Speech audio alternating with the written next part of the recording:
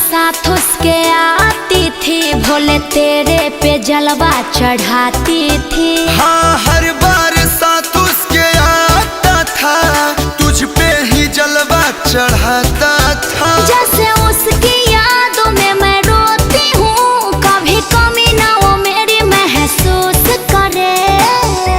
महादेव मेरी वाली खुश रहे, महादेव मेरी वाली खुश रहे।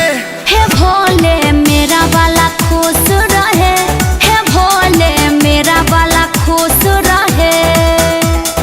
हरे हरे हरे हरे हरे हरे हरे हरे हरे हरे हरे हरे ओ।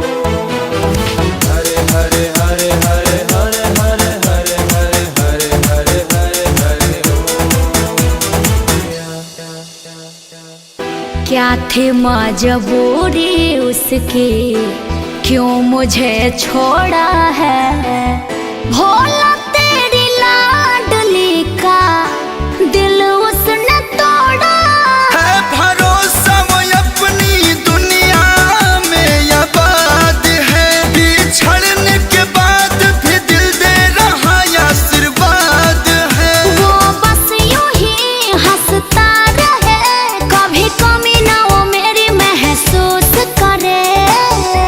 महादेव मेरी वाली खुश रहे, महादेव मेरी वाली खुश रहे।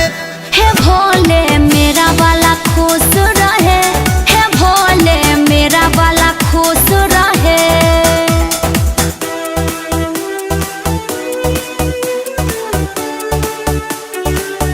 Presented by Adi Shakti Films.